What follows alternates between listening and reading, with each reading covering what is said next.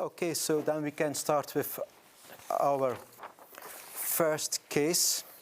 And this case is powered by Oncomfort. And our speaker is Mario Huijen. He is CEO of Oncomfort.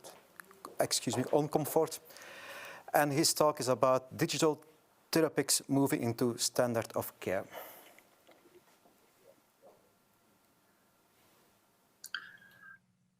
Thank you very much. On behalf of Oncomfort, I'm extremely happy to be in this session and be able to present here our case.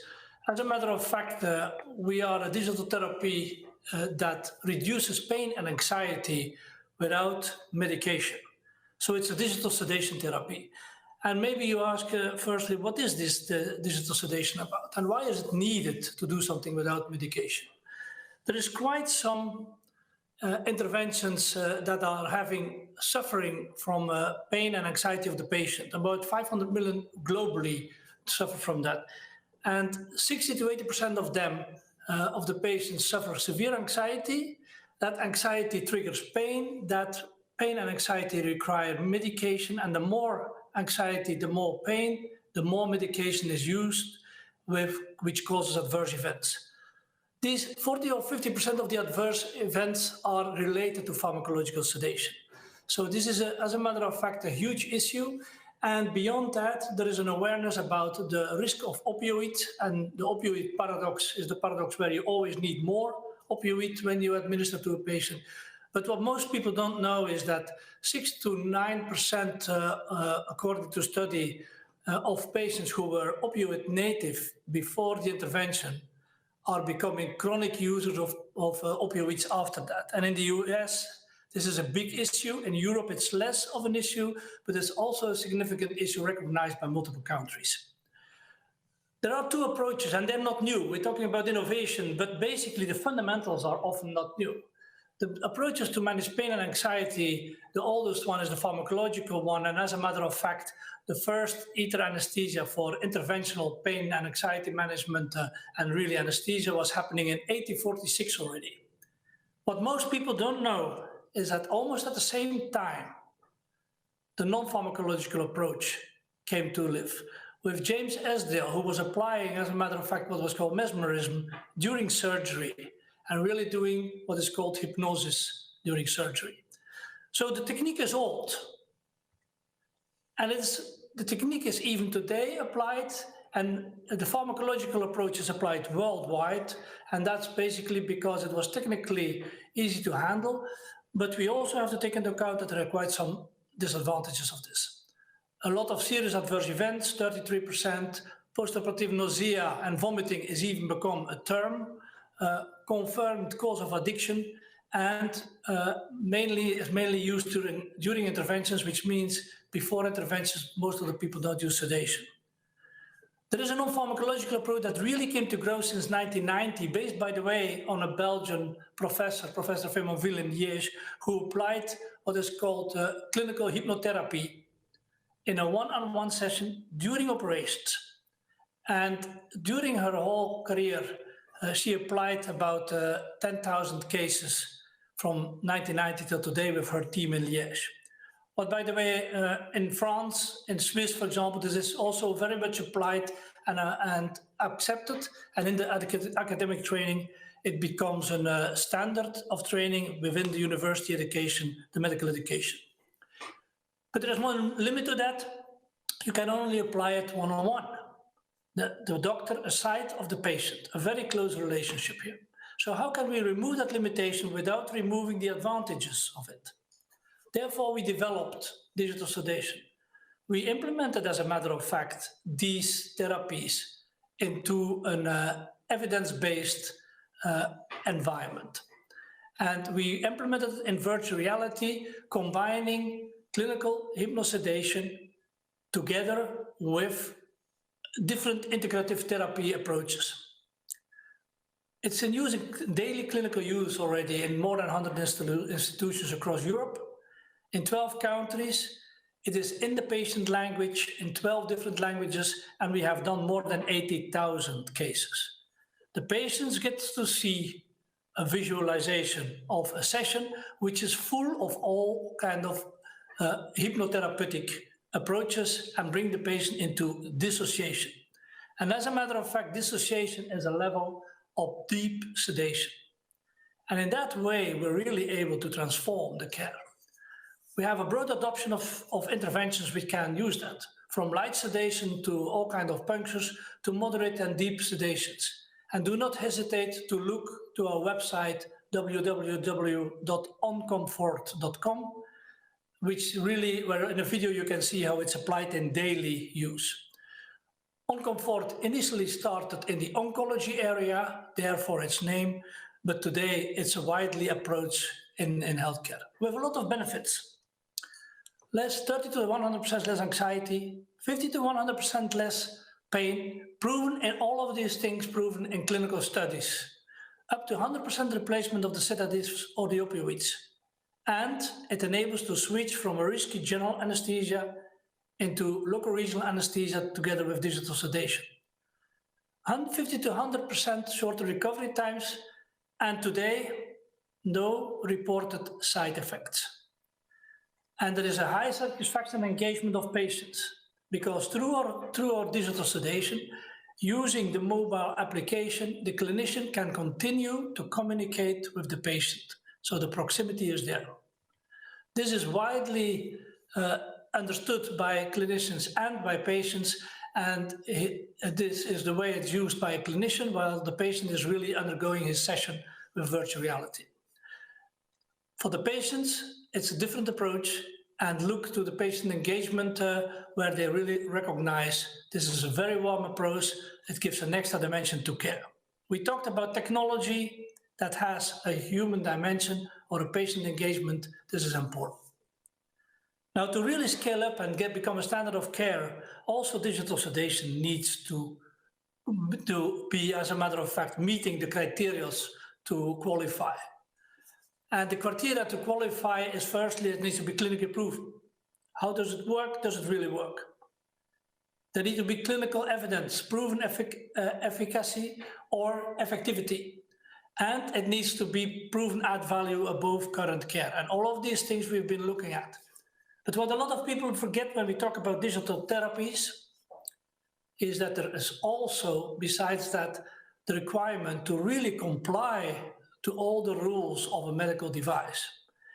And we mentioned CE as one, but of course, and this is a CE medical device class 1.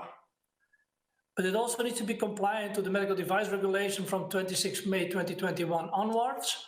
And as a matter of fact, for software as a medical device, there was an exemption till 24, but only for the control of it in the application and the bringing to market of new applications, they need to comply to the MDR. The third thing is we're using it in an operating environment. And everybody who's knowing the hospitals in an operating environment, emergency, radiology, and all these departments, we need to be complying to the electrical safety, but also the electromagnetic and interference safety. So all these applications and these regulations comply. It needs to be compliant to the privacy rules. And we all had a long discussion, about that this morning already, and for those who participated in the session. And it needs to follow the processes for healthcare design and development of healthcare applications, the ISO 13485. We have learned also with COVID that hospital hygiene and cleaning standards are important. And for example, also in order to avoid allergies, we need to take care, for example, that this is latex-free. These are all practical barriers which need to be overcome.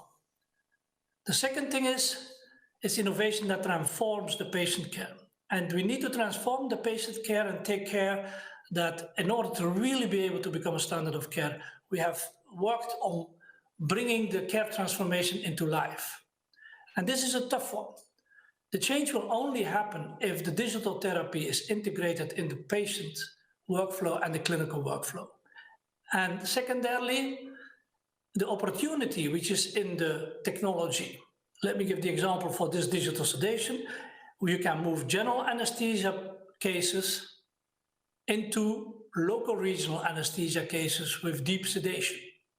And in that case, you diminish the risk of general anesthesia and you take significantly aftercare to a lower level of risk and cost. Now, this needs to be done in order to really unleash that benefit. It needs to be applied in the practice. Thirdly, if there's benefits, for example, lower recovery time, then of course, in post-interventional care, that needs to be adapted so that you really benefit from it and that we don't keep the old processes in place. And last thing, there is a change in patient approach and patient communication. This is new. We apply new technologies to the patient. We should explain him what this new technology brings and where he can benefit from. So in order to bring that transformation, we've been thinking, how the hell are we going to scale that globally? And therefore, we decided that we would, as a matter of fact, support the transformation of the care with an academy. We've all learned through COVID that, as a matter of fact, online tools can work. We don't want them too much, but they are having also their big benefit. So we deployed a continuous education program, a full certification program, and all the support tools to transform the care are available in the academy. And the academy is accessible for all users, not only the doctors who work with it, but also the nurses and the paramedic people, so that everybody in around the patient and the clinical workflow understand how this works. We felt it is important to do the transformation and to get the transformation fully done. So the quality of care is therefore a significant focus. And therefore, we also in our academy, we put a structure where you have people who are responsible, the reference for the implementation of the technology, expert user for every specialty, because the use in emergency care, in pediatric care, in oncology, in operating theater, in radiology, radiotherapy, they're all going to be somewhat different. And then last but not least, we also provide patient information material. We should not forget to inform the patient on these new digital therapies and engage him in there. And we really built this into a platform which helps to really roll out the technology, but mostly adopt the care process. This is available, these tools are available everywhere at any time. And therefore, as a matter of fact, we also have a certification program so that also the hospitals could verify the quality of the application of the technology and see that the technology is applied in the right way. And lastly, we need to remove the funding barriers to transform the care. And there was quite some focus already in this in the previous sessions, and we all already know what the pyramid is. But what we in these models should not forget is that a full-scale transformation towards a full application of the digital therapy requires also that the funding is provided within the healthcare system. And within the healthcare system means, if as a matter of fact it happens in the hospital and the therapy is applied within a hospital setting, then it should be, the digital therapy is applied in a hospital setting, then also the benefit should be in the hospital also visible. There can be a health economic long-term benefit, like less drug cases afterwards, less drug use, less pain, etc. But as a matter of fact, the larger health economic benefits are often not seeable by the healthcare provider who invests. The health economic benefits are often in the hand of other people. Therefore, the funding should resolve that. And the funding decision project needs to match the speed of innovation. And I think we still have work to do, but there is good improvement in Belgium. But we don't make these technologies only for Belgium. We make them for a global scale. Therefore, we see everywhere these approaches to be required to speed up the funding process. Luckily, healthcare institutions have seen the benefit and decide not to wait for the funding at this moment, but already start to apply it, integrating the digital sedation in daily practice with a focus on patient engagement. We really put effort to provide the tools to transform the clinical workflow and the patient care to unleash the full power of this digital therapy, namely the digital sedation. And there you see that the new category is growing into a kind of standard of care. Thank you. Okay, thank you, Mario. Thank you for connecting us to real working digital application, and if I may say, which old good working methods, healthcare methods are being integrated. Thank you. Yeah, also from me, it's a very, very nice presentation. This is the way to go, the future. But I have one question, and I think we need to discuss this with the government. The speaker before, we spoke about the reimbursement for the whole pathway. This app is a very nice, this system is very nice, but we will use it for more than one care pathway. So I think we have a lot of things to do to look for which kind of reimbursement system we will reimburse this. But also from me, thank you very much for the presentation. And then we have already the next speaker. Yeah, in the next session, we will hear the story by Blyott. Yeah, Blyott is the new standard in location-based tracking and monitoring. Yeah, Jerry is ready. He will bring today the evolution, a new evolution, from asset tracking to remote monitoring. Jerry, the floor is yours, man. Hello, thank you, Frank, for the short introduction. Hello, everybody. My name is Jerry. I'm the founder and CEO of a company called Blyott. We actually started Blyott 2 years ago, a little bit over 2 years ago, in April 2019. And this because I got a question from a well-known Flemish hospital, AZ Maria Medelares, to help them look for an asset tracking solution. They had a problem, and we will come back on that in a moment. They have a problem or a challenge to find assets in the hospital. So we did some market research for them. We looked at several solutions. And because we couldn't find a right solution at the right price, we went back to them and said, okay, you know what? We would be very interested in starting a new company around this concept. If you would be interested in becoming our first client, and tell us exactly what you need so that we as IT people don't start developing things that look very fancy for the IT community, but have little value on the floor in hospitals. They agreed to do that. We started development in April 2019, as I said, and we launched a complete solution, a first phase at Maria Medelares by the end of 2019. The good news is today, even despite COVID, the system is now deployed in almost 12 hospitals, not only in Belgium, but also in the Netherlands. And we are gaining a lot of interest also from outside our home territories. We are deploying currently the first solution in Chile, to give you an example. We have clients now talking to us, potential clients in Australia, Canada.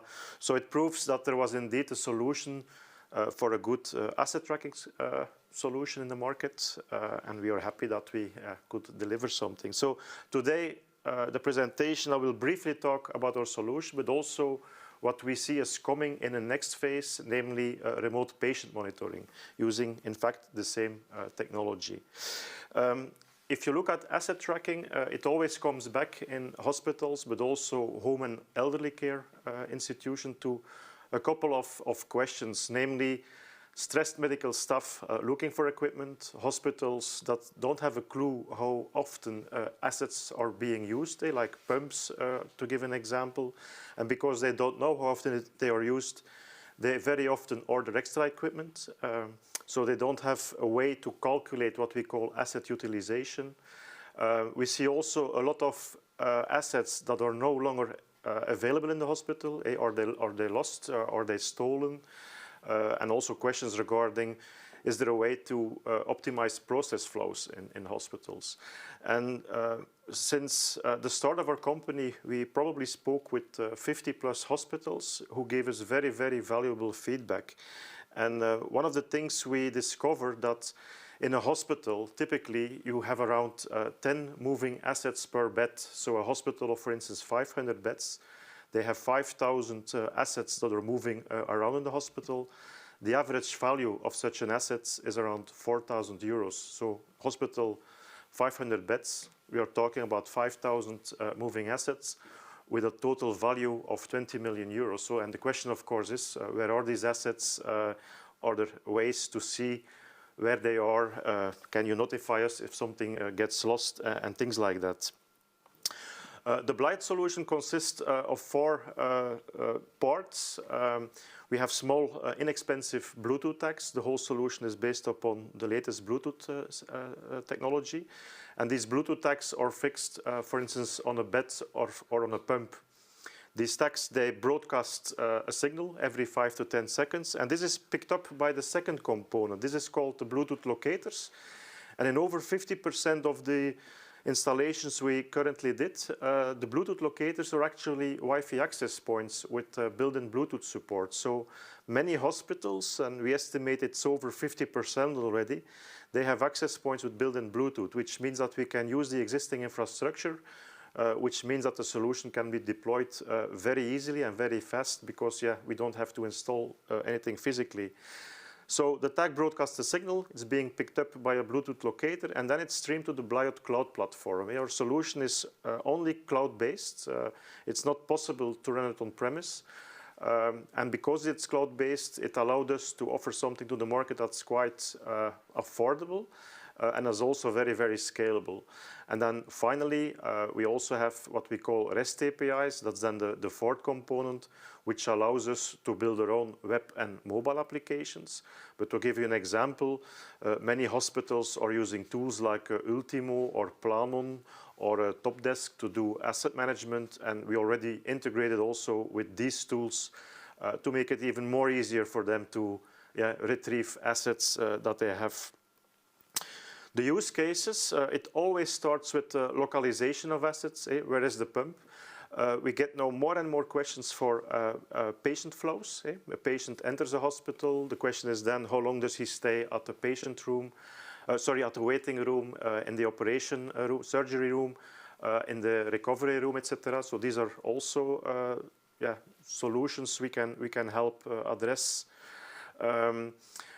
The next step, of course, is monitoring. A Bluetooth tag, it not only gives the location of something, but some tags, for instance, have a temperature sensor on board, which means that you can use the same technology to use the temperature, for instance, in the refrigerators or the temperature on blood bags, to give some examples. Insights, we make extensive use of machine learning in combination with what we call big localization data, because we have a lot of data entering the cloud platform. And this data is being used, for instance, to increase the accuracy of the localization, where an asset is.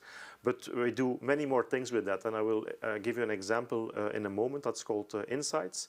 And the nice thing about our solution is once it is in place, you can also start offering things like Internet of Medical Things. And this is going to be the second part of my story today. In a nutshell, the biggest advantage of our solution, that's also the slogan or the baseline of our company, it's big savings, happy staff. And I don't want to go in detail here. We have on our website, we have a white paper that explains the return on investment.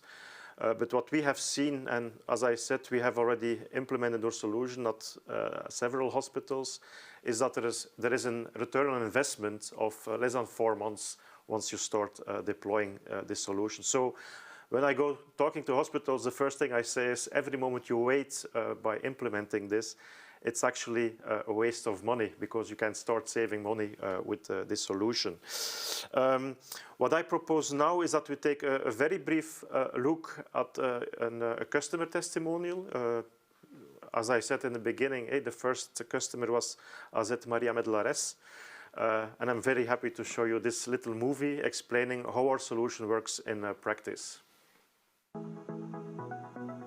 Maria Medlares is an acute care hospital of about 600 beds in Ghent, Belgium. While talking with many hospitals, we discovered that indoor localization is nothing new. It's something they need, but it's not widely implemented due to the high costs and the complexity. At Maria Medlares, but in fact at every hospital, a lot of assets are used. medical devices, non-medical devices. They are used, but sometimes the nursing staff or other staff can't find them, so a lot of time is spent. And we were already looking for a couple of years for a good solution, a simple solution. When we started working with AZ Maria Medelares to implement an indoor localization solution, they were replacing all their Wi-Fi access points with new ones with built-in Bluetooth, which means that by choosing Bluetooth technology, we just had to develop a solution, a cloud solution, that was picking up all the Bluetooth signals sent out by these little tags, picked up by their Wi-Fi access points to calculate the exact position of an asset in the hospital. So together with an existing infrastructure and a good inventory of our rooms, of our locations, with a proper name for the nursing staff, you can implement quite quickly, more than 2 weeks, but in less than 6 weeks, a good location RTLS system. First, we use a mobile app to link the asset to the tag. So we scan the tag, we scan the asset, we link them together, and from that moment the system knows that the tag and this asset belong together. When our staff is looking for a medical device, for example a bladder scan, they can just use a computer in the hospital, they can go to the Blyott interface, they can just type the word bladder scan, and then they will see a quick overview of where all the bladder scans are. And this way they save a tremendous amount of time which they can use for what really matters, namely patient care.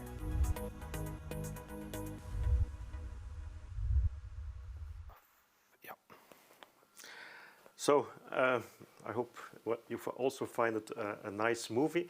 As I said, localization is only a first step. We now have a partnership announced recently with SAS Analytics.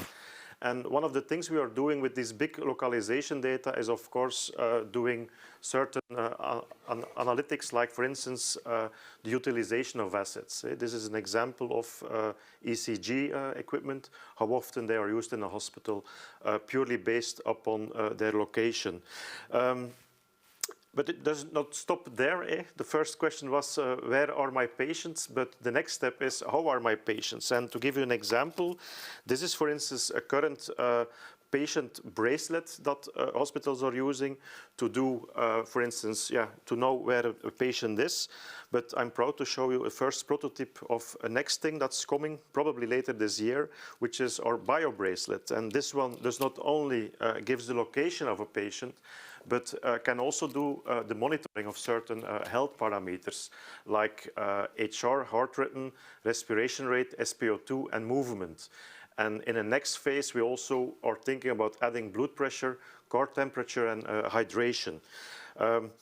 So the same principle, once the asset tracking solution is in place, you can easily add this kind of technology to further expand upon what's already available. And of course, we are going to work with partners. One example is NurseFlow MobiTrace. With the combination of this patient bracelet, we could, for instance, develop early warning systems, which can be deployed not only for intensive care anymore, but in fact for every patient room where a patient is wearing this kind of bracelet. So that's it. I would say thank you for listening to the Blyott story. What you have to remember mainly is big savings and a happy staff. We can make it possible thanks to the latest in real-time localization solutions. Thank you very much. Jerry, thank you very much. It's a very nice story. I remember my time 15 years ago as nurse. I was always in the evening looking for pumps, looking for material. So now we have the solution. Everybody will be happy. When I come back tomorrow in the hospital, they will ask, please buy this system. So thank you very much. This is also a very nice example of getting connected with each other, connected with the people in the hospital, together with the people in the elderly home. So I think I look forward to see this evolution. Geert, do you have questions or comments? No, thank you, Frank. No, it was thank you for the presentation, Thierry. So let's jump to our next presentation. It's Okay. We have been told that our next speaker is not yet arrived. Then can we start with the next? I look to the studio. Can we show the film of Comarch? Okay. Then we go over to the next speaker. We will come later with a presentation of Deepak. But first, now the next speak is the next topic. We will see a short film created by the company Comarch. This company is an international powerhouse with more than 25 years of global experience. They are an end-to-end healthcare IT provider driven by customer needs. This company offers a comprehensive ecosystem of solutions. Today, they will bring the story of the digitalizing the patient journey from hospital to home. This will be a short film. Thank you. Good afternoon, everybody. Let me introduce myself. I'm Bob Verbrugge. I'm Business Development Manager e-health at Comarch Benelux. First of all, I want to thank everybody who made the event of today possible. When looking at all the speakers of today, I think I can speak for everybody within Comarch that we are very happy and honored to be able to present one of our use cases with you today and really to be part of this event. Before going into this use case, I think it is valuable that we explain who Comarch is and what we do as a company, because I can imagine that a lot of you don't know us, and this is not strange, because even that we have more than 10 years of experience in healthcare, we are only present in Belgium for a few months now. And this is also why we are very happy to be here and to introduce ourselves. To do so, we prepared a small video that explains very briefly who we are and what we do as a company. Comarch is an international powerhouse with more than 25 years of global experience. We are an end-to-end healthcare IT provider, driven by our customer needs, always ready to deliver a tailored solution while remaining true to our core values of flexibility and the satisfaction of our end users. We offer a comprehensive ecosystem of solutions for the healthcare sector, which consists of EHR, telemedicine, hospital, and AI clouds. Integration of these platforms facilitates support for patients, their families, and medical facilities. Through scalability and flexibility, we are able to answer many needs and meet various challenges. We create technologies that allow healthcare to rise above and beyond medical facilities. High-quality remote monitoring services can be readily available anywhere. For example, in insurance companies, huge office buildings and shopping malls, at airports, and even on planes or cruise ships. Comarch IoT Plant is our own R&D center, where new technologies are designed, tested, and manufactured. We bring these solutions to life in the iMed24 Medical Center, gaining hands-on experience and practical knowledge. In the Remote Medical Care Center, we have a top-class telemedicine e-care platform integrated with EHR cloud repositories and AI algorithms. The core of our everyday work is helping to provide stable, coordinated healthcare. We put all of our resources into discovering the future of medicine through innovative technologies and software. We are ready to face upcoming challenges with healthcare providers and patients.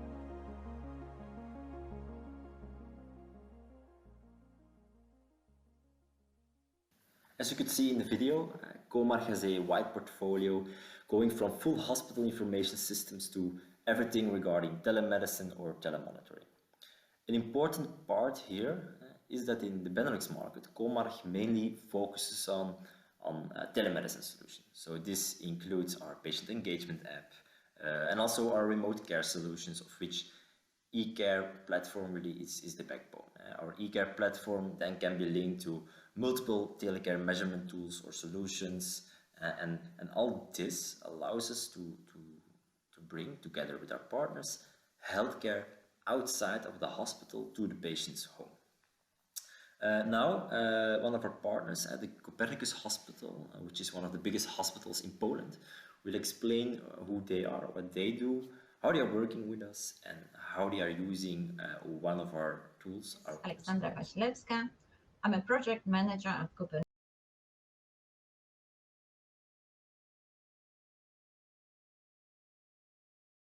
System and Patient Portal. Today, I would like to tell you a little bit about how we use concierge tools in our facility. But first, I wanted to give you a short description of our institution. Here are a few numbers to make you better understand the scale of our operations. So our company may be one of the biggest medical institutions in the country. We run 2 hospitals, which together consist of over 1,200 beds. We have 2 emergency departments, where the average rate of admission is 400 per day. We have currently 2 diagnostic imaging centers, and 1 more will be open next year. Also 2 facilities for surgical operation, consisting of 8 and 10 operating rooms. And finally, outpatient clinics of different specialties in 4 different locations, with over 200 doctors employed. I would also like to briefly show you some general annual statistics. So the total number of patients per year is 80,000. We perform over 30,000 surgical operations per year. Over 5,000 babies are born. As for the outpatient clinics, the total count of visits is 400,000 per year.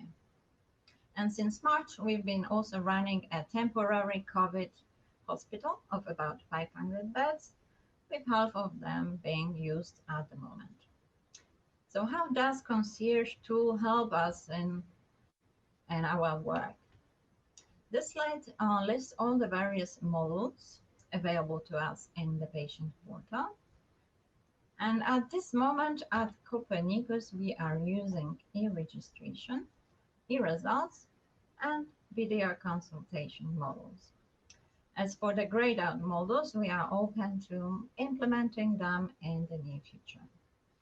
As for the video consultations, it was also mostly to the COVID pandemic that made us look more closely at this tool. We implemented it first at our psycho-oncology clinic. The patients of that clinic are more stress-prone and require more support from a doctor.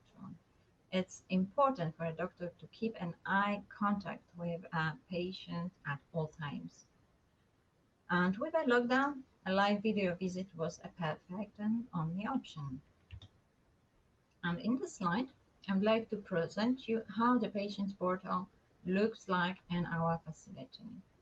The concierge constitutes the entire website and contains additional marketing information. You can see the e-registration button right at the top. You can also access it through the slider in the middle. An important part is the fact that the website and its visual part was adapted to our specific needs. So what are the benefits of the patient portal? Implementing concierge in our facility was a positive impulse in the development of our hospital. It allows us to relieve staff and save valuable time. It greatly improved patient service because patients are able to book a new visit using simple IT devices at home. They can access health information, check their medical records or lab test results without leaving home. Moreover, the interface is really convenient and easy to use. Although our core function is to provide patient care, but we also organize various educational campaigns. And on our website, we are free to add information to increase patient awareness. To summarize again, what have we gained? The launch of the system allowed us to relieve the medical staff. Doctors are given easy access to information on the patient's health status before the visit. Also, easy contact with the patient and possibility of remote consultation for patients who are not able to attend the visit in person. Then for marketing staff, it's mostly reaching a wider group of patients. For administration, it's reduction of paper use, saving a lot of time, avoiding queues, and definitely fewer phone calls from patients. And finally, all this translates to a better impression and increases the prestige of our facility. Thank you for your attention.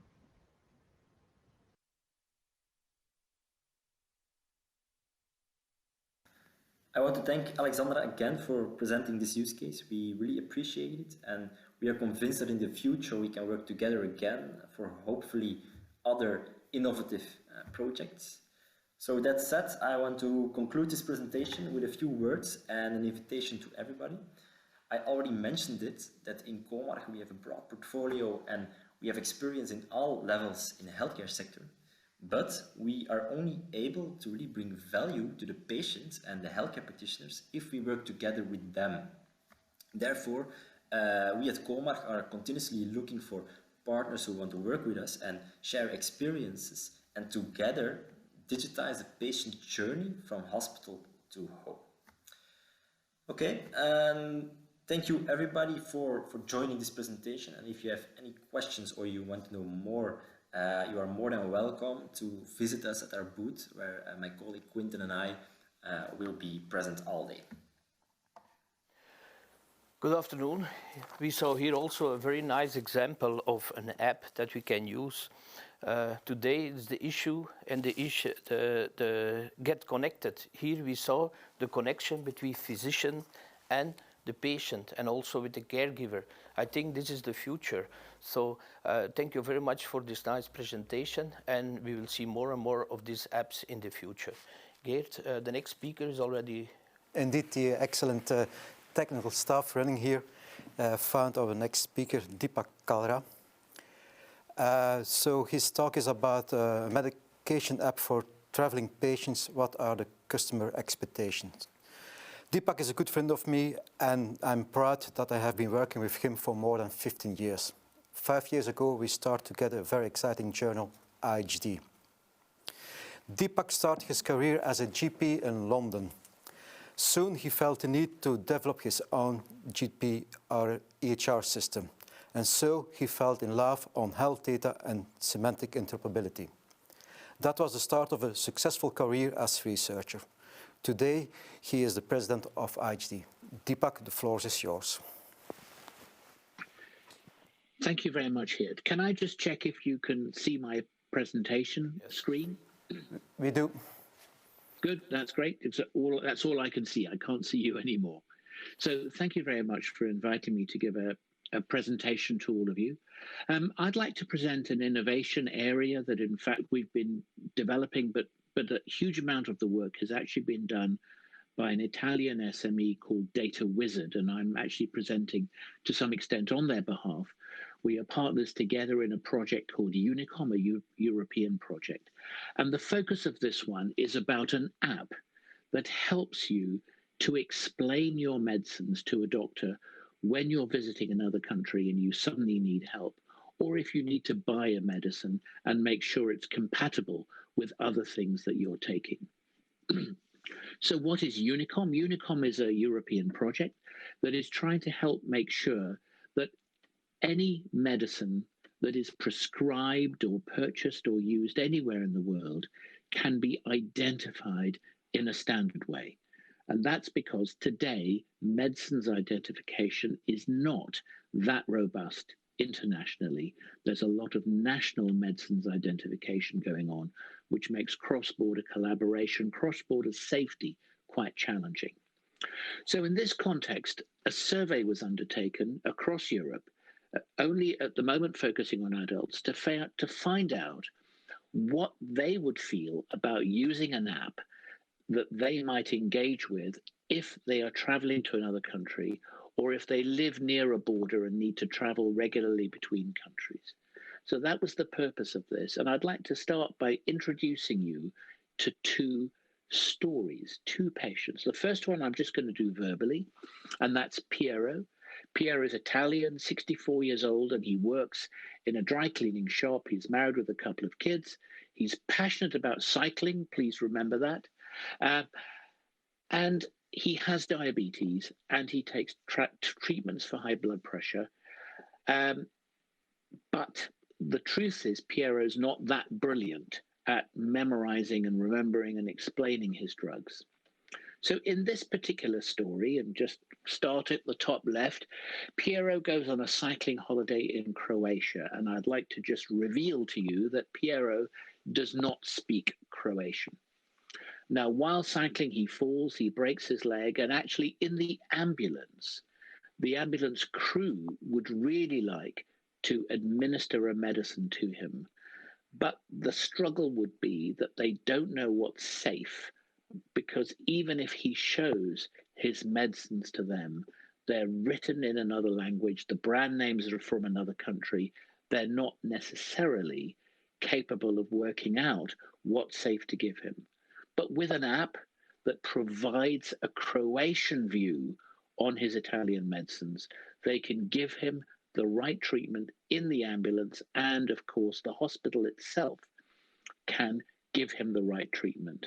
His app can actually capture the medicines he's given in Croatia, and then it's also possible for his doctor back home in Milan to take over his care again and offer continuity of care, because the medicines are completely understood in both directions. The second patient is Elena. Now, Elena is a woman who is an international business traveler. She's a lawyer. She often goes on travel, business meetings and so on. She's, in this case, going to go to France, and she's great in Greek, great in English, but not in French. Now, she has an overactive thyroid gland and takes medicines for that. She's lactose intolerant, and she's allergic to gluten. And those are issues that she has to manage when she travels and goes abroad. And I'd like to just explain to you Elena's story through a little animated story told by a colleague at Data Wizard. And I'd be grateful for the technicians if you could play the English video about Elena. Thanks.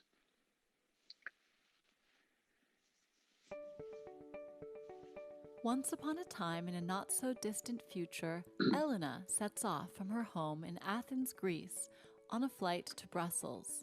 She's highly regarded as a top lawyer in international business, and she travels frequently. Despite her recent diagnosis of hyperthyroidism requiring daily medication, and her sensitivity to lactose and gluten, which makes eating out difficult, she'll never say no to a new opportunity. This time, Elena is visiting new clients based outside of Brussels in a small town. She arrives by train in time to meet her clients for lunch, and as usual does her best to avoid allergens. She'll be presenting this afternoon and needs to deliver her best performance. About an hour later, as she's going over documents with her client, she's distracted by a jabbing intestinal pain. "Oh no," she cringes.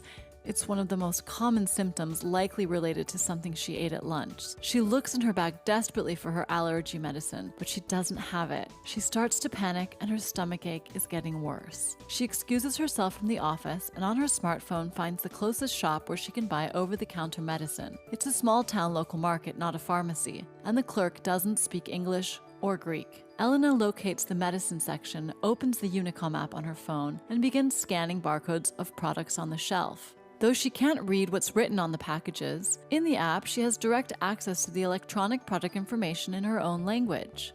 Thanks to this handy feature, she quickly finds 3 Belgian products that should help her stomach feel better. Since Elena has integrated her Greek patient summary in the app, she can also make more personalized queries. She wants to check if these medicines contain lactose, gluten, or if there are any known drug-drug interactions with her prescription medication and other supplements that she takes daily. Only then will she feel confident to make the best choice without the help of a pharmacist or a doctor. The app identifies the Belgian medicinal products and automatically analyzes them with her allergies and medication list.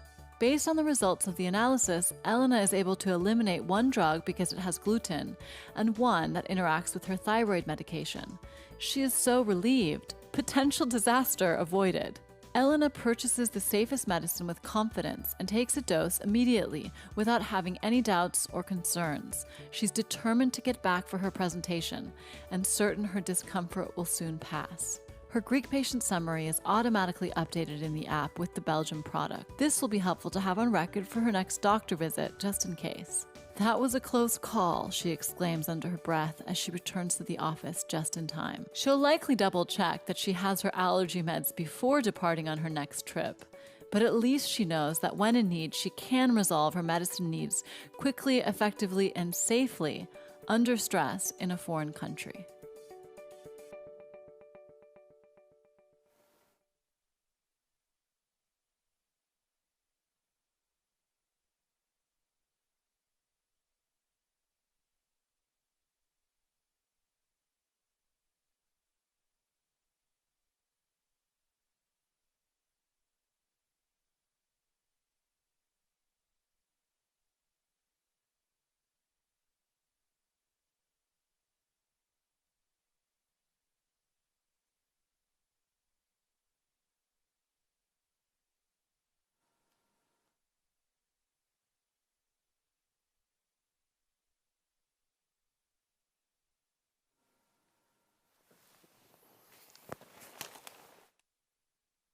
We hebben een kleine technische storing. We have a little technical problem.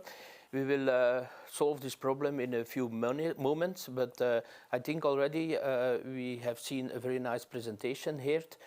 You are a member of the IHD group.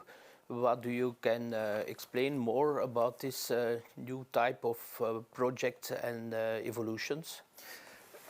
It's within the Unicom project, so there it's all about medicine, how we can share information about the medicines patients have to take in Europe, because there is a lot of misunderstanding. It's not always easy to explain what you need, as you have seen in the video, in the different languages. So we try to standardize the information about the medicine in Europe. That's the aim of this research project. So the title of this session is Get Connected, but you say we do it in real time. We connect it over the whole world. That's the idea, or?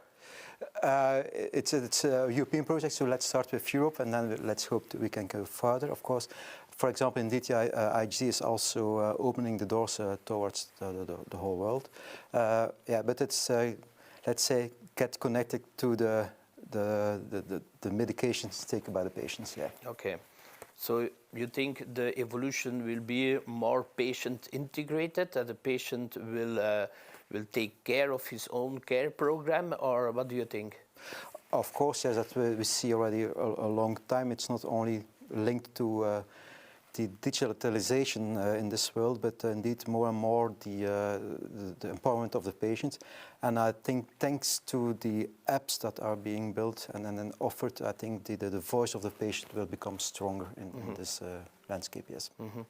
And as company, as IHD Innovation through Healthcare Data, I think you have a very, very important role to get and to analyze all the data.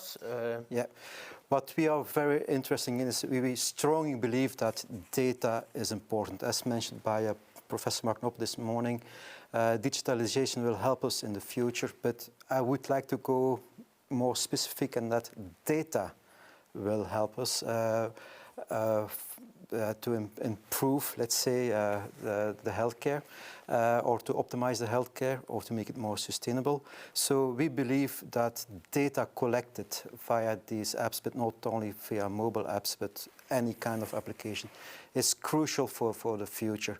But as I said in the beginning, data must be good and it must be used in a good way. Thank you for your very clearly explanation.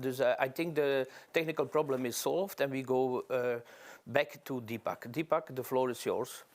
Oh, well, thank you very much indeed, Frank. Here, thank you for filling in with some very useful thoughts. Can you see my slide again? Are you able to see my slide? Yes, we do, Deepak. Okay, that's very good. I just wanted to close really with a few remarks, because it's easy for technology to be exciting.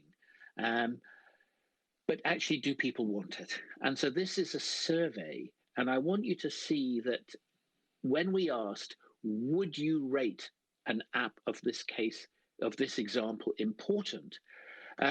Nearly half of the people gave it 7 out of 7 on a scale.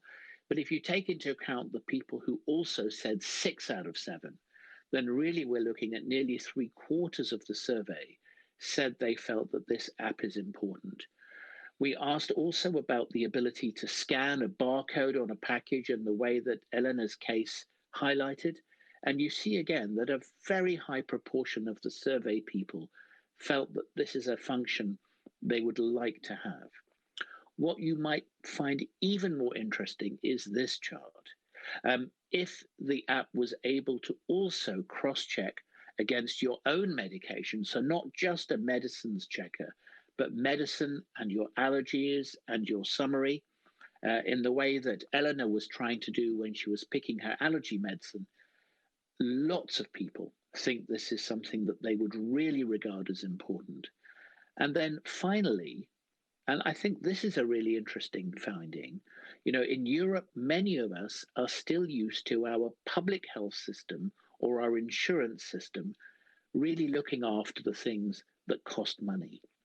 But if this app was not available through your health system, would you buy it anyway? 40% of people said they would buy it anyway, which I find really fascinating.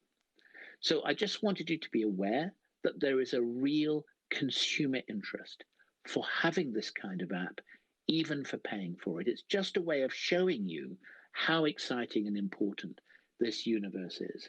And I just wanted to close by mentioning that our own institute is really involved in Unicom because we care about the value of health data, the benefits of health data. And as Geert was starting to explain to you, we see the unique identification of medicines as part of a bigger landscape, illustrated by Elena connecting to her medical summary. And so these are the issues that we see as most important for us when we are trying to help everybody get better use of health data. Thanks very much for your time. I'm going to stop sharing my screen, and maybe we're out of time, but I'll happily take a question if there is time. Yeah. Deepak, thank you very much for the presentation. Also this morning it was a very, very nice presentation in the opening session. Geert and me, we are very glad to hear this, but what's your view of the future? Do we need these apps, or do you think we need to evaluate to another system, or what's your opinion in that? Well, I think what we need underneath this landscape of apps is high quality data, personal data about your health, plus data about medicines, about devices, guidelines, all to be available in a standardized and connected form. But we will need innovations. I don't think that we should in any way feel we've done all the innovation we need to do. There is a real window of opportunity, and I think it's growing rapidly for companies, SMEs, bigger companies to come in and exploit that data, exploit that knowledge in novel ways to deliver smartness to the patient, smartness to the clinician, smartness to the clinician-patient relationship. So everybody makes the best decisions, everybody gets the best care, the best outcomes, and that we avoid wastage, we avoid duplication, we avoid things like burnout that came up this morning. Huge amounts of opportunity. The job is not done. Another phrase that came up this morning, we're at the end of the beginning. I think we're ready to explode the opportunity space. You all agree with us that the patient is also involved in this evolution, because I think in the future this will be the pivot man or woman in this care pathway. What do you think? Absolutely. I think you're absolutely right in what you say. I fully agree. It's the patient, but let's not also forget the person who is perhaps not yet a patient and is busy keeping healthy, keeping well, avoiding becoming a patient through the use of smart guidance as well. Okay. Geert, do you have more questions for Deepak? Because you know him very well. I know him very well, and yeah, that's it. But I have a question for you, Frank, if I may. So I know you now for 3 years, I think, and when the first time we have been speaking with each other, you said, for me as a director in the quality of the hospital, data is important. could you explain us a little bit more how data helps you in your daily operations? This is a very, very, very nice question. First, I will thank Deepak for the nice presentation, because this question I will answer with an announcement of another speaker, because he will give the answer. Okay. What's the reason data is so important? So I'm very proud to introduce the next speaker. The next speaker is Professor Dr. Frank Nobels. He is the head of the Department of Endocrinology and Diabetology in the OLV Hospital in Aalst. He is a strongly believer of innovation in the healthcare.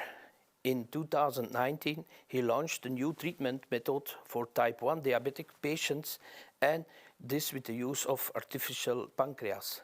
This morning, we had also heard artificial pancreas. This was the future. So you see a man with the man is a pioneer in all areas of innovation and the use of data. That's the reason we will take us to a new story, why data are so important for top-level clinical service. And this will be the answer here of your question. Frank, the floor is yours. Good afternoon. Can everyone understand me? Yeah. I can't see you, but that's a little bit annoying, but that's no problem.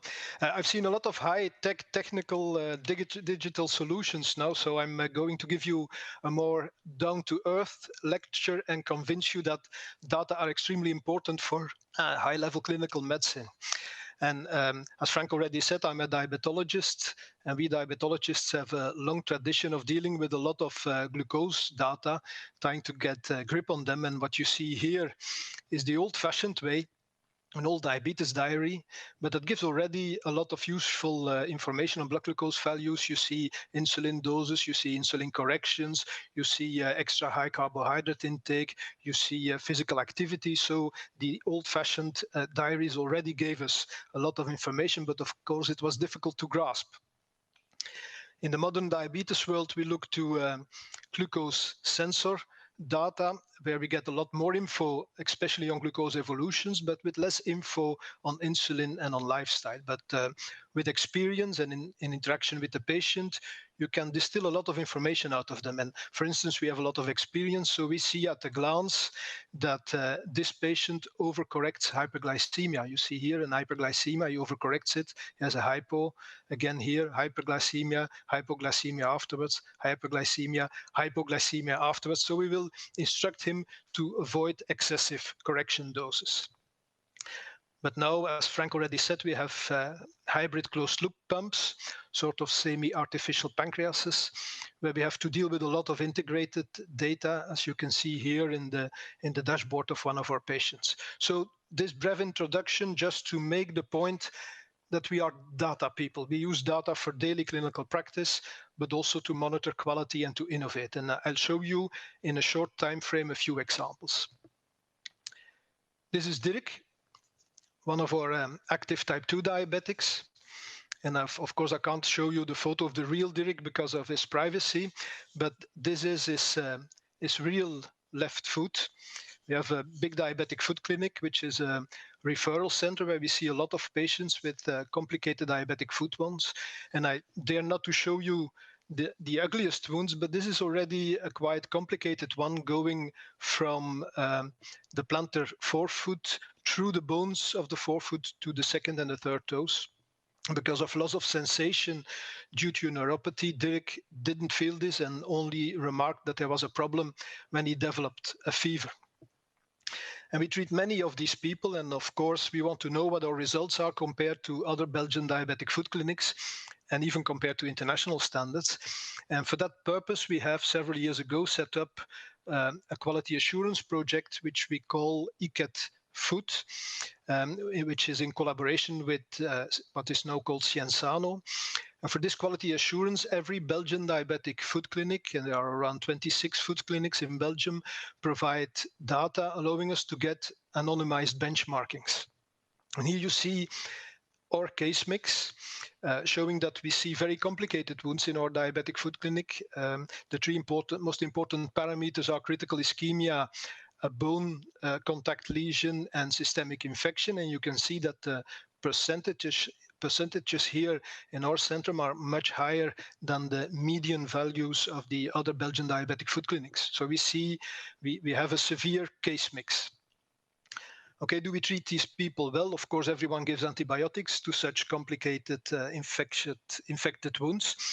But the real critical parameters are adequate offloading of the lesion and successful revascularization. And as you can see here, we are in red with our centrum, and these are our anonymized colleagues from other centers. And you see that we do good. We have good quality in offloading and good quality in revascularization. And this gives really a better outcome, as you can see here. Although we see much more complicated wounds, we have a high healing rate and we have a very low amputation rate. And I don't have the time to show you the full potential of these data. We even are including PROMs and PREMs now, so this is a big database that we use to look for our quality.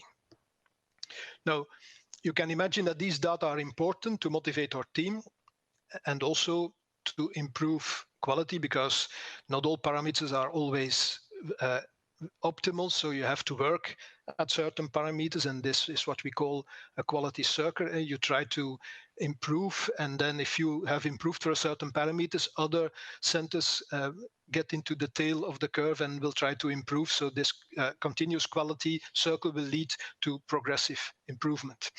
And as you can see here, since we have this system of recognized diabetic foot clinics with quality assurance, we see a progressive decline in the number of leg amputations in people with diabetes, which is in fact not always the case in other European countries. So this is important to show your proper quality, the quality of the diabetic foot clinics, and also to show the payers that the money is well spent.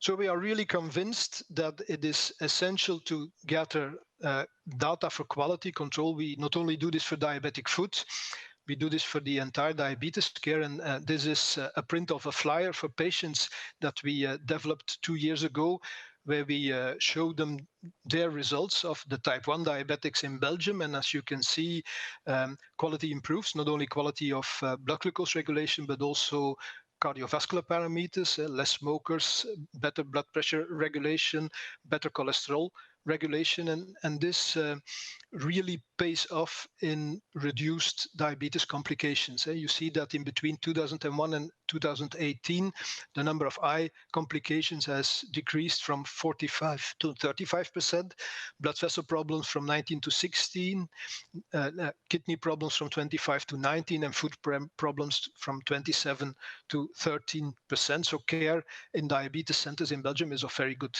quality. But let's come back to Dirk. It's of course good that we could heal his foot ulcer, but why the hell did he get such a complicated ulcer at such a young age? Is this really good quality to have such complications at such a young age? Problem is, Dirk is a type 2 diabetic on pills, and these people are followed in primary care. We only see them late in the course of their diabetes, often already with complications, and this frustrated us, so we wanted to avoid these complications. And that's why we started a big project, Diabetes Project Aalst, to improve primary care. And here again, data come in. Our GPs allowed us to look into their files, and we saw that the quality of their care was far from optimal. For instance, here you can see that essential parameters were not performed, were not checked every year. For instance, hemoglobin A1C, which is the most important parameter to measure blood glucose control, had last year not been measured in around 20% of the files, 20% of the patients. And screening for early signs of complications, for instance, feet complications, is hardly done.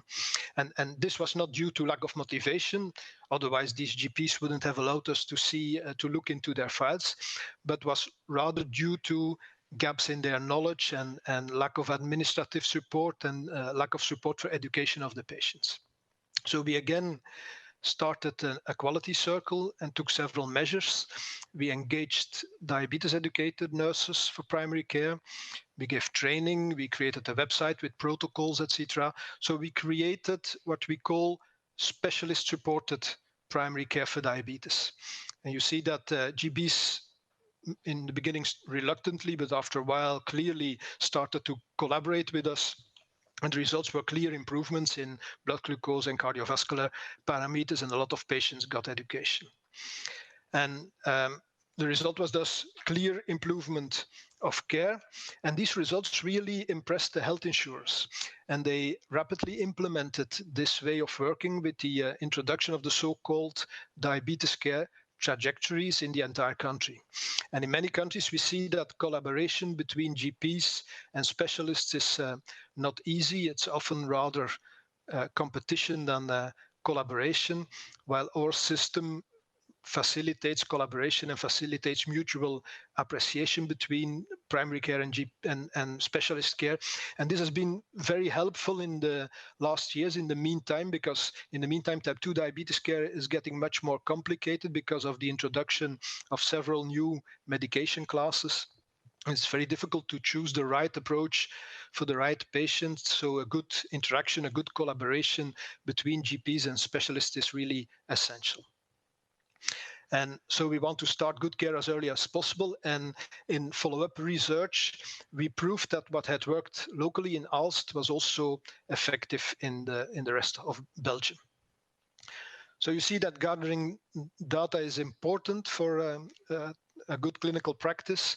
And I will close my brief lecture with Jeroen here. Jeroen is a young type 1 diabetic on a sensor-augmented insulin pump. This new technology can really improve the life of these people, but it is expensive. So many health insurers are reluctant to pay for this. And I can understand this because the rate of introduction of new expensive technology in diabetes is very high. So we negotiated with RISIF, with INAMI, and proposed an experimental pilot concept for the introduction of these new technologies. So we receive a fixed budget that cannot be exceeded, so it's safe for the INAMI. And within that budget, we can test new technologies, we can gather data and present them to the payers afterwards. And if the technology really fulfills its promises, it can be broadly implemented. And here you see the results of the introduction of CGM, of continuous glucose monitoring. It gave, as you can see, a slight improvement, but an improvement in hemoglobin A1C. It gave enormous improvement in the number of hypoglycemia that really was reduced in these patients. The quality of life increased, and we saw a lot less hospitalizations for hypo and for ketoacidosis, and we saw also less work and school absenteeism. So with these favorable results, nationwide reimbursement of continuous glucose monitoring was accepted afterwards. So we continue to use this experimental pilot concept to test new diabetes technologies. And in fact, it is internationally widely acknowledged as a good system for introduction of new diabetes technology. So I hope I convinced you that data are very important. They are very important for daily clinical practice. They are important for quality monitoring. They are important for collaboration with primary care, for research and innovation, for interaction with the administration of our hospital, with Frank Stalens, for instance, but also for interaction with INAMI, RISIF, health insurance, public health. So it's very important. But it is not easy. It's hard work to gather all these data. It's not fully automated. It's not allowed due to privacy regulations to integrate several data sources. So it's even getting worse with the GDPR legislation. So in fact, we definitely need a better data policy in Belgium. It's clear that there are data everywhere. We only should get the possibility to use them more effectively. And so we need first to improve data quality. We need patient consent to collect the data automatically and also to allow us to integrate them. And then, of course, we need data committees with clinicians, scientists, and payers that reflect on these data and use these data for quality assurance and for organization of care. And for the moment, I am, as president of the Belgian Diabetes Forum, negotiating with the cabinet of Minister van den Broeke to create such a Belgian data policy with diabetes as a pilot, but with generalization to other chronic diseases in our mind.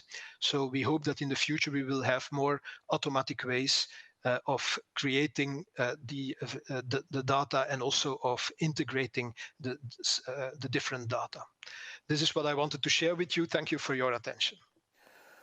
Frank, thank you very much for this presentation. It was a very nice presentation. You told it back to the floor, but I don't think it's back to the floor. I think it's at a high standard of data evolution and data analysis. Here we hear also a nice story for collaboration. I hear a collaboration with the general practitioner. I hear a collaboration with the nurses and the complete staff, also with the patient. But I'm a little bit afraid of the future. Yeah? You see, this afternoon, everybody has new apps, everybody has new systems. So we will have a lot of data. Today we have a lot of data, but in the future we will have more and more data.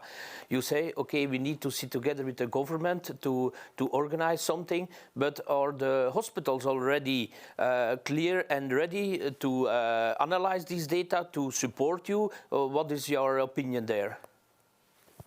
Well, I think this can be improved. The problem is not the hospitals, I think. The problem is that we already have a lot of good databases, but that we can't connect them. For instance, we have all the hospital databases, we have the pharmacy databases, we have the EMA, which has all the nomenclature databases of the government, and also we collect our quality databases. We have ECAT, we have ECAT Food, we have the BDR, the Belgian Diabetes Registry. So there are a lot of data. If only we could connect these data and could sit together around asking the right questions on these data, we could go further. And we are ready in diabetology to do this. So that's what we want to discuss with the minister. We want to start easily with the low-hanging fruit, the INAMI, the nomenclature data. But then we want to get further and really try to get grip on a lot of the data that we have available. And we have nice examples in other countries. For instance, in Sweden, they have a national diabetes register linking all the data. In Scotland, they use the electronic medical files to even give dashboards to the patients that can see their data and that can be guided through their data. So there are a lot of possibilities. We have a lot already there. We just must sit together and think about it to improve this. And do you think that we need, as direction and government of the hospitals, we need to introduce and to incorporate more influence of the companies? Or do you think we need to sit together with our network and we need to work between networks or more with companies? Well, I think companies are very important because if you could give us companies that get more grasp on the data that we already have and help them to analyze these data, this would be already very helpful. And as you know, we in the hospital, we have a data group where you are the head of that already helps us to look at these data. But more automatic analysis of data would be very important. So I think we need to take this for the future. And then I'm looking for innovation through healthcare data. I think you can also play a very important role in this. Geert, do you have more questions for our Not a question. It was indeed a very nice answer. The question I asked you, how important is data for a hospital? So thank you, Frank, for this nice answer. At the end, you mentioned, and you're talking with the Ministry of Health, because you as a hospital, you are facing some challenges how to get more out of your data, and you're talking about GDPR information, government structures. And as I announced in the beginning of this session, there is a parallel session organized by HD, and some of your answers, some of your questions could be answered in that session. So it could be good to sit together and to talk more about that. But we will do that via Frank Stallens also. Okay, thank you. Geert. Okay, so... Thank you, Frank. Thank you. So our next speaker, he works for Siemens Healthineers. He joined Siemens 1 year ago. Before, he was active for Nokia. And today he will talk about remote patient care, connecting patients and healthcare providers. Philippe, the floor is yours. Thank you so much, Frank and Geert, and thanks for having me here in Leuven today. Let me start with a couple of words about Siemens Healthineers. Globally, we are now 66,000 people with a passion for healthcare. We want people to live healthier and longer lives. And shaping the future of healthcare is our credo, and I was quite happy, Geert, when you actually used those words when you introduced this session at 1 o'clock during the summit today. Now, recently, 11,000 men and women joined us when we added Varian to Siemens Healthineers just 2 weeks ago. They are a radiation oncology company, and they have this vision of a world without fear of cancer. Now let's move to the topic, remote patient care, telehealth, mHealth, whatever you want to call it. Why are we as Siemens Healthineers, as a modality company delivering CTs and MRIs, why are we working on this? Moreover, why do we have products? It's simple, because we want to provide means for care providers in hospitals, our customers, to be able to monitor the patients that are outside extramuros of the hospital. And likewise, we want patients to be better served. It's just part of our vision, and it fits quite nicely. So we're not doing that because we have sensors that we want to sell. No, we use third-party sensors, and we will integrate them, and we choose them together with the clinical users in the hospital. We also don't want to build one-point solution for one disease. Now, what we are doing is creating an open platform to allow caregivers and patients to be connected to one another. Since the introduction of Varian into Siemens, we actually have two solutions. We have the MyCare Companion that is built in Europe by Siemens Healthineers, and you'll hear more about that in a minute. And from Varian, we have a PROMS and PREMS solution, PROMS for patient-reported outcomes, PREMS from patient-reported experience. That is called Nuna, that, although Varian is an American company, also comes from Europe, as Nuna, in essence, was a Finnish startup years ago. Let's meet Nuna from Varian.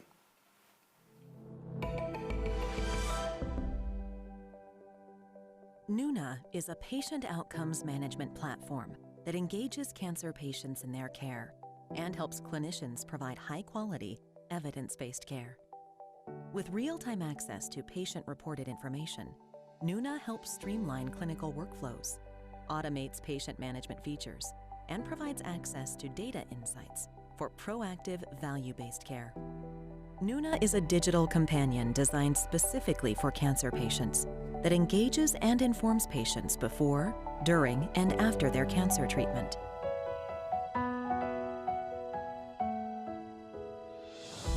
Besides Nuna, we have our Siemens Healthineers MyCare Companion, an easy-to-use telehealth platform to manage patients impacted by diseases such as heart failure. It allows information exchange, such as vital signs, questionnaires, symptom trackers, and feedback messages between patients and their care managers, enabled by commonly available measuring devices such as blood pressure cuffs and scales. MyCare Companion works with a set of third-party sensors that we select together with the physicians for a specific disease. We pre-connect everything and we make it into what we call the MyCare Companion kit. MyCare Companion was developed in Europe, in Germany and Austria, and first deployed in the Heart and Diabetes Center in North Rhine-Westphalia in Bad Oeynhausen, Germany. Let's listen to the CEO of the Heart and Diabetes Center, Dr. Karin Overlek. The Heart and Diabetes Center in North Rhine-Westphalia, Germany, Europe's largest center for heart transplantation, has gained experience in telemedicine concerning different sorts of heart diseases for quite some years. However, over the last few years, we had to realize that technical possibilities evolved faster than we were able to keep pace with. This made us look for a strong partner capable to realize the technical needs associated with our medical demands. Together with our value partner Siemens Healthineers, we will now be offering an innovative telemedical care program called Herz Connect for patients with chronic heart failure.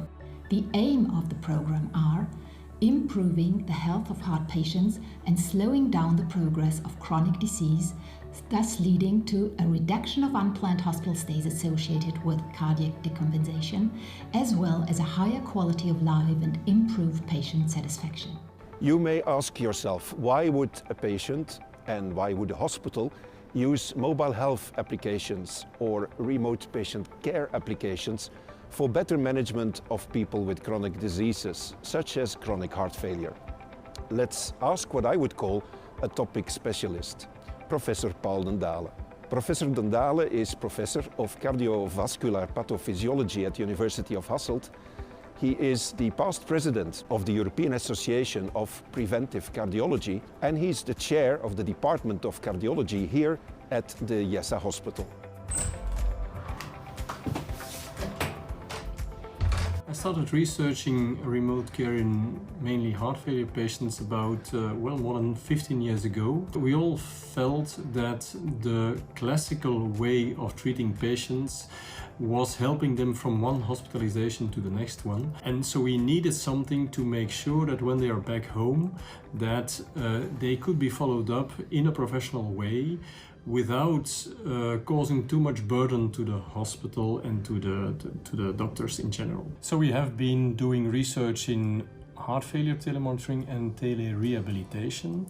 And what we've learned over the last 15 years is that this is a technique that is well accepted by patients. So we were a bit afraid that technology would not be acceptable to patients, but we saw that when we stopped telemonitoring, they would request to be continued in the monitoring. So acceptance is very high. Patients really feel safer by having this monitoring at home. It teaches them and the primary physicians that some of these parameters are to be followed closely and are to be reacted to. For example, I remember that in consultations in the past, I would get a patient showing the increase in weight over the last month, but nobody reacted to it. And now, by the use of telemonitoring, also primary care physicians know that if there is an increase in weight in a heart failure patient, they should check. They should be sure that this is not a first sign of decompensation. I'm a bit surprised to see that the results of the first telemonitoring study in heart failure in Belgium, done in 8 different large hospitals, showed that there was a decrease in mortality and in morbidity, and that still more than 10 years later we don't have reimbursement. And so the take-up of telemonitoring, tele-rehabilitation, all the digital solutions is clearly hampered by, on the one hand, of course, problems of technological solutions, but they are mostly solved now. And the main thing is for acceptance is reimbursement. So if we can assure that there is a reimbursement for a chronic heart failure pathway and telemonitoring is included, then I'm sure the uptake is going to be larger. At this moment, I think we are one of the few hospitals that are still using telemonitoring in routine clinical practice for heart failure, but it is the hospital itself that pays for it. So this is a solution that is, of course, not tenable in the long run.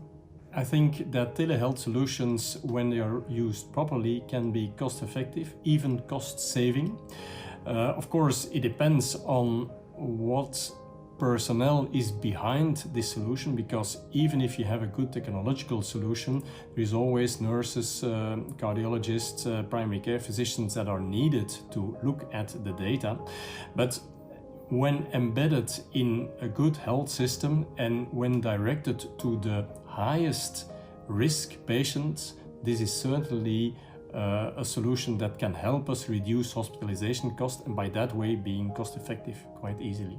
So heart failure is one of those diseases that causes a significant decrease in quality of life. And so there is anxiety, there is always the risk of a sudden degradation of the situation. And so patients are very much willing to be looked at even at home. And so solutions we use with telemonitoring, they are very well accepted by patients because they feel they are safer.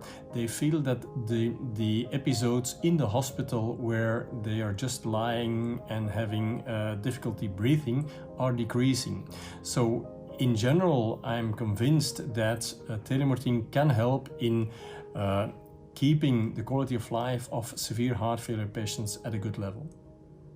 Thank you, Professor Den Dale, for sharing your experience with us. We are currently doing 4 pilots in Belgium with the MyCare Companion remote patient care solution. In the Netherlands, the solution is already commercially available. Let's listen to Dr. Peter Kiewit from Hartkliniek Nederland about his experience.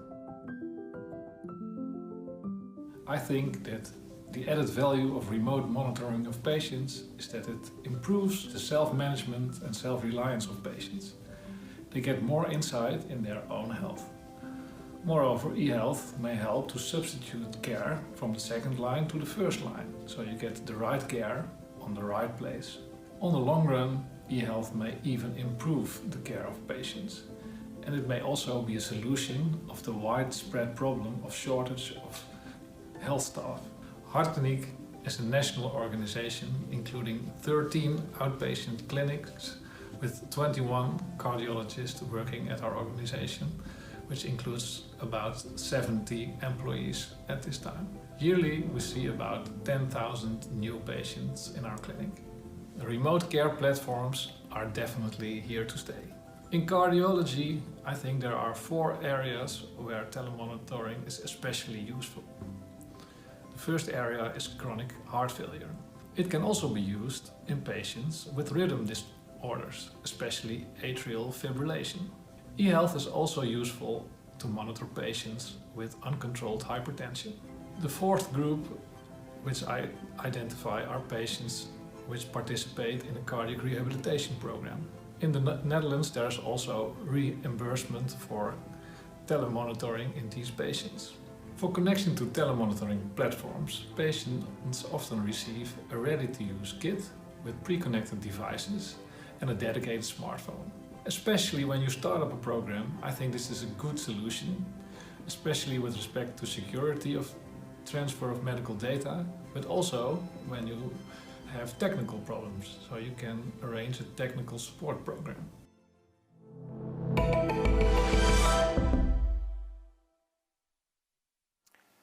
Thank you so much.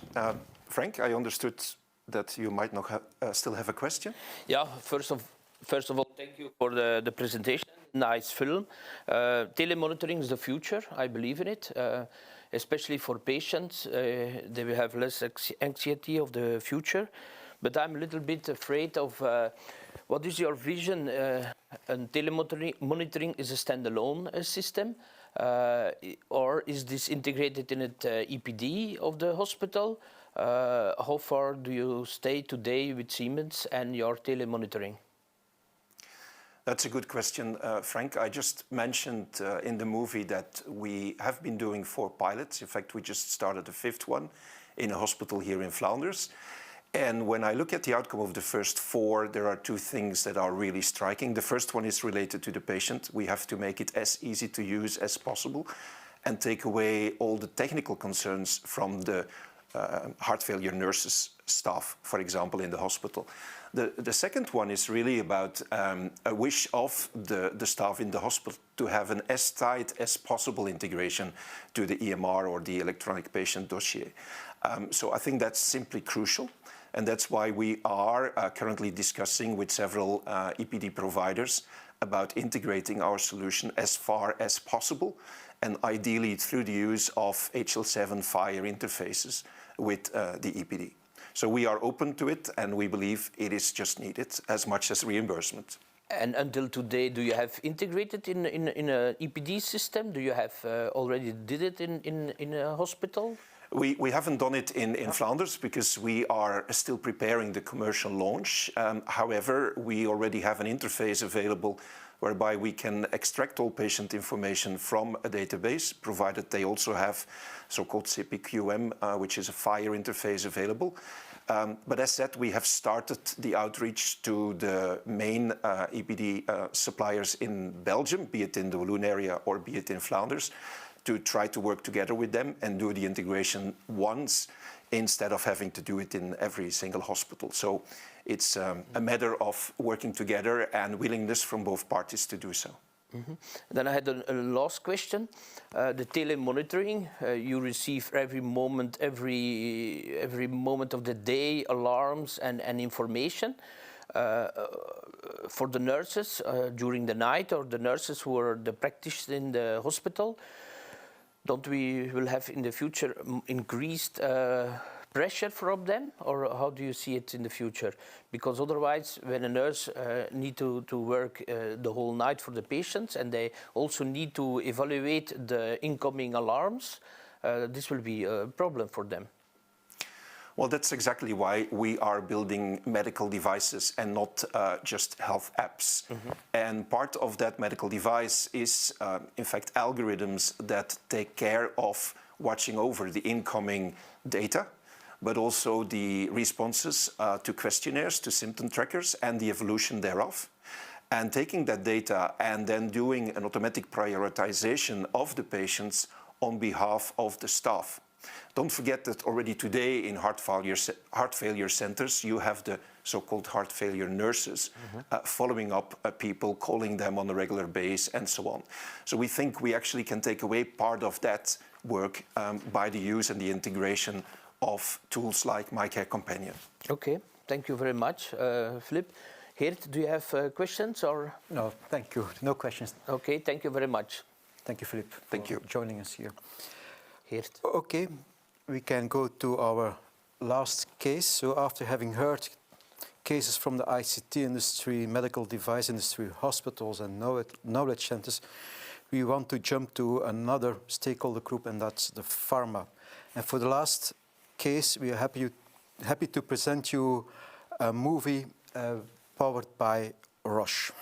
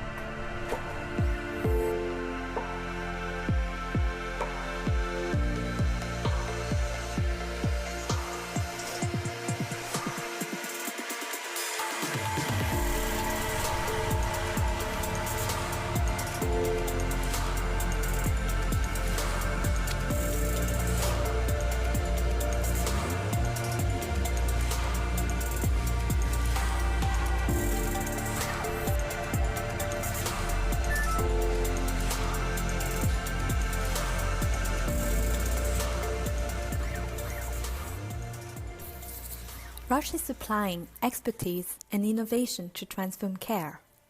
We're investing in data and ultimately the digitalization of care. Roche envisions transformation where data and insight will not only improve your operation, but also make patient care more personalized across the care continuum, which will result in improved outcomes. The digitalization of care will drive transformation. It's essential in delivering the future of personalized care. This is where care leads. Roche works with a number of ecosystem partners in order to bring the best solutions possible to healthcare. We are working with companies such as Lilly, Amgen, and Ferring in the pharma space to bring new companion diagnostics to market. And in 2018, Roche and GE Healthcare entered into a strategic partnership to develop clinical decision support solutions for more confident decision-making and diagnosis.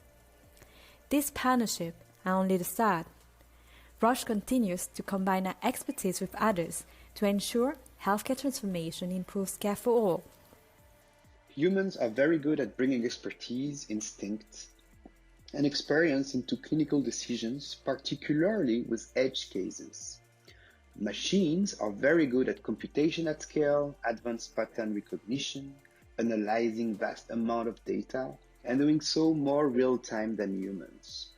Therefore, the future of good medicines will exist at the intersection. When diagnosed with cancer, the patient looks for answers. A treatment path confidently determined by a team of specialists can make the cancer journey less daunting. Homegrown solutions made tumor board processes time-consuming and cumbersome. The hospital needs a streamlined, faster approach. This is Michael. He just learned that he has cancer. Michael's CT scan has identified a probable lung cancer, but in order to be certain, the pathologist needs a biopsy. Michael's biopsy sample is sent to the pathology lab and tissue slides prepared. The pathologist has to manually view, assess, and annotate the tissue slides using a microscope. The results require further testing, so the pathologist orders a tumor profile using next-generation sequencing to identify the best treatment options. Michael's tumor samples are tested, but the multiple public sources needed for proper interpretation of the testing results are fragmented, and the complexity of the data makes it hard to provide meaningful reporting to the clinicians. In order to discuss Michael's and other patients' cases, multiple clinical professionals gather in an interdisciplinary tumor board meeting. But they are facing problems. They have to piece together bits of information on paper and from different software systems. Time is short. There is a real chance that relevant information is missed. Unfortunately, not all information for assessing Michael's case is available, so the discussion is delayed by 2 weeks. Michael now has to wait longer to find out about his treatment. After some time, additional meetings, decisions, and finally treatments, Michael recovers. But it was a long and bumpy road, with ineffective treatments and a lot of desperation and confusion. Our vision for oncology's future is patient-centric, value-based, and outcomes-driven. Our goals may be ambitious, but we have already made huge leaps in deepening our understanding of cancer biology and developing effective cancer therapies. Molecular and genomic profiling has uncovered more of the genetic origins of cancer. Now, let's have a look how the near future with Roche Digital Solutions looks like. Michael's specimens are assessed faster and easier in the pathology lab with the Roche UPath Enterprise software. The UPath software allows pathologists to manage and collaborate on cases, view and assess digitized pathology slides, and provides a comprehensive diagnostic report on the cases. Also, the results from the NGS lab are interpreted faster and with more confidence using the Navify Mutation Profiler. It offers a streamlined reporting workflow that is powered by a richly curated knowledge base. The software links the findings to actionable therapy options that are supported by local drug approval agencies, clinical studies, and medical guidelines. With Navify Tumor Board, all relevant information to decide about Michael's treatment is at the right place at the right time, nicely presented in order to enable effective and efficient decision-making. For Michael and the involved clinicians, these solutions mean faster results, more clarity, and higher confidence. The COVID-19 pandemic required clinicians to review their treatment plans and adjust. The virtualization of operation can aid in multidisciplinary team meetings and optimize available resources to promote adherence to treatment regimens. Navify Pass is developed as a response to the global COVID-19 pandemic, allowing individuals to easily access and share personal COVID-19 related health data via their mobile device. Navify Pass is our digital COVID-19 solution, committed to serve the needs in society from both a personal and professional perspective. The mobile Navify Pass app allows individuals to register and automatically receive test results directly to their phone in almost real time.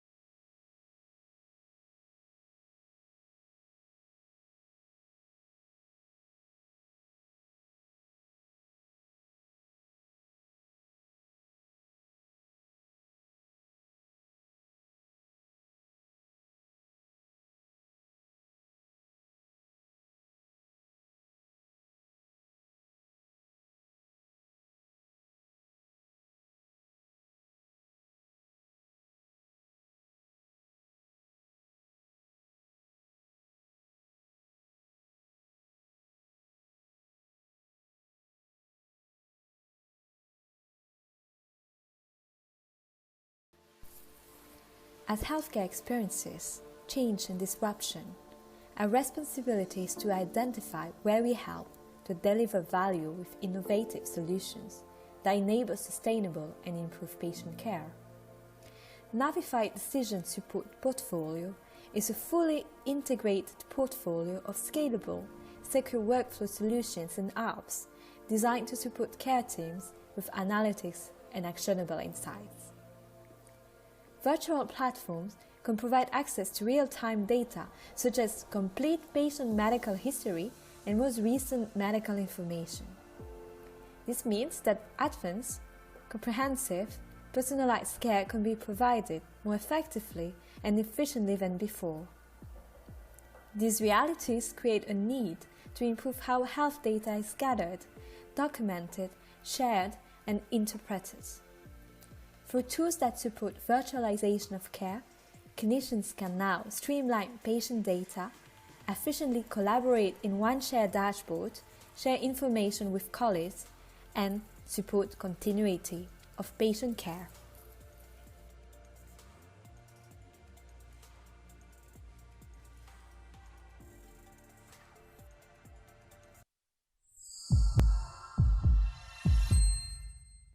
Yeah, also from us, Roche, you had a very nice movie. Also here we saw that the COVID-19 pandemic has speed up the evolution of the digitalization of healthcare. So you see, everything is go very fast. Here, it was a very inspiring and very nice afternoon. Yeah, we hear a lot of stories about gaining and gathering data. What do you think now? I'm looking very positive after having heard this inspiring, no, not inspiring, get connected sessions. So indeed, we have seen nice cases of rich apps for the patient, but not only for the patient, but also for the healthcare providers.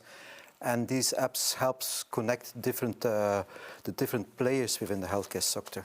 So that's nice. It's also nice to see that that a framework is being implemented to secure the usage of these apps, that the patient, the citizen can feel more safe when using these applications, these apps. And of course, if the apps are growing, the data gained via these apps will grow also very hugely. But this data is collected, gained for its primary use of these apps.